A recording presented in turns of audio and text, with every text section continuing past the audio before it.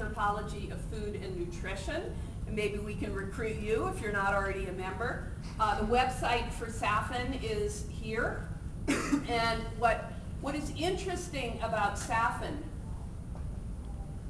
is it is today the Society for the Anthropology of Food and Nutrition. It used to be, this organization for many years was called the Council on Nutritional Anthropology. And when it was the Council on Nutritional Anthropology, it was sort of the biocultural folks who were dominant, the people who wore white coats, counted calories, measured portions of food, looked at health as related to food. And the foodies, like me, the people who study food and culture, food and meaning, food and the family, felt kind of at the margins. I wasn't really studying nutrition, although, you know, I'm paying attention to it, but that's not what I'm studying. And so a few years ago, this group, recognizing the growing influence of cultural anthropology and of food and culture, changed its name to what it is now, Food and Nutrition. So I think this is reflecting some of the directions that the field is going in. Now, food anthropology, I've sort of divided this into people studying the reproduction sector and people studying the production sector. And by reproduction, I mean the reproduction of human beings, which mainly takes place in the family. And what I've done is just sort of brainstorm off the top of my head some of the things that anthropologists are studying. So, breastfeeding across cultures. My friend and colleague, Penny Van Esterik, with whom I have co-edited the book Food and Culture, a Reader, twice, and we're still friends. And you read about her in what case study? The Nestle case study, right? And she was an advocate for all the women who did not know they had to use boiled water and mixing it with formula. Yes? Okay, Yeah. so the class was very struck by her work. Yeah. Oh, cool. That's cool. Not only is she an advocate for, if you're going to use formula, use it properly, but more importantly, she's like, breastfeed. Breastfeed. Everybody should be breastfeeding if they can, because of the bio-nutritional positives of breastfeeding, the cultural effects, and the mother-infant bonding, the immunities, all the things you probably touched on. So breastfeeding across cultures, and not only, you know, people should breastfeed, but why don't they breastfeed? What are the cultural forces that are interrupting or short-circuiting that age-old relationship between mother and infant through breastfeeding? And of course, child feeding and child rearing. One of the issues that we're dealing with today is childhood obesity.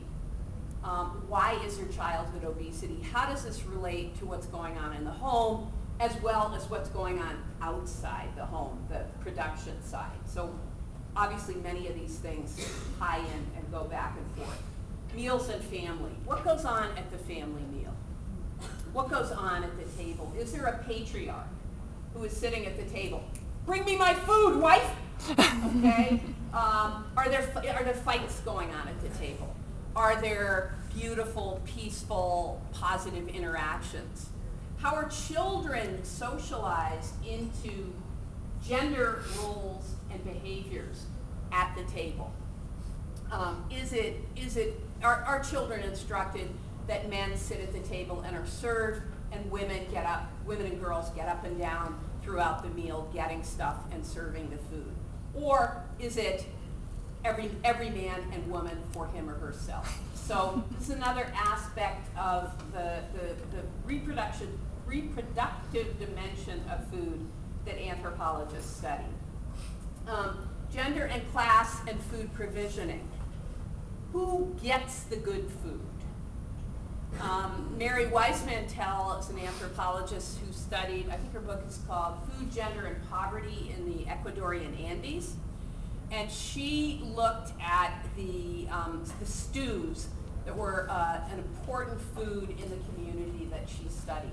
And they were stews, these people were not rich, so they were stews that had some meat, but not very much meat, and lots of potatoes, lots of vegetables. And the mother was in charge of dishing out the stew. Who got the chunks of meat? That told you a lot about who was considered important in this family structure. And not surprisingly, unfortunately, the men got the meat. Or the favored child got the meat. If a child was in the doghouse, had misbehaved, they might get less meat or no meat. And of course, very often the mother doesn't get any meat because she is socialized to be altruistic and serve others before she serves herself. So we learn a lot about gender roles. In my research in Antonito, Colorado, that I'm going to talk to you about tonight, I had a woman tell me about food fights with her husband and how she told me the very first interview I did with her, she said, "Oh, I learned to make rice the hard way." I said, "Oh?" And she said, "Yeah, one night I made rice and my husband threw it against the wall. And he made me make rice like 8 times. She said, "Believe me, I learned how to do it." So power relations, struggles, gender struggles in the family around food that tell us a lot about gender roles and relations, expectations, and so on. Food distribution in the family, I've already talked about. Ideology, I have also talked about. One of the studies I did on my own college students and their attitudes towards food and the body talked about beliefs about what men should eat and what women should eat. And it was, not surprisingly, men eat meat, potatoes, and heavy food, and women eat salads and, light food. Why?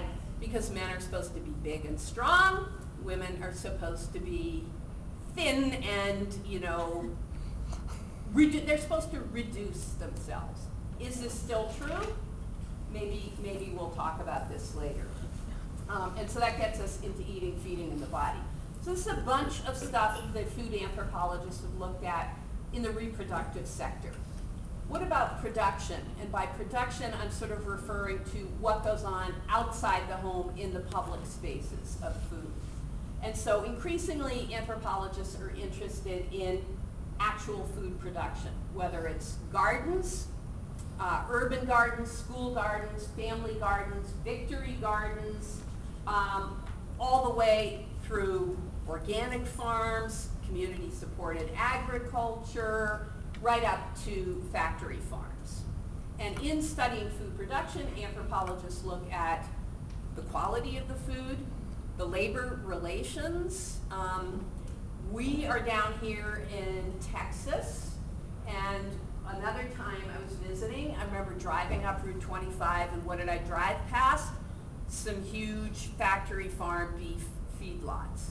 What's going on? What's the labor in those feedlots? What are the environmental consequences? Where are those cattle getting their food? What are they eating? Who's doing the work to produce the food? And of course, we know it is a highly exploited population. People who are making our food are not living high off the hog. They're not with Bill Gates, hanging out at the philanthropy conventions giving away billions. They're scrabbling to make a living. Food distribution from sharing, what we'll be doing very shortly. And again, thank you so much for bringing your food today. Food sharing, and what does food sharing do to initiate and cement relationships to the globalization of our food system? And I know I meant to ask you about this, but one of the things Dr. Abadica was studying was the globalization of Mexican food. And anywhere you go in the globe today, practically, you can find a Mexican restaurant. What's going on there? What's being exported along with the food? How is the food being changed? How much does it cost? What belief systems are going with the food?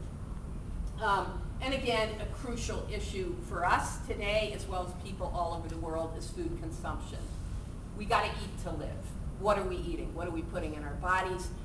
why are we putting certain things in our bodies and not certain others, and what are the consequences?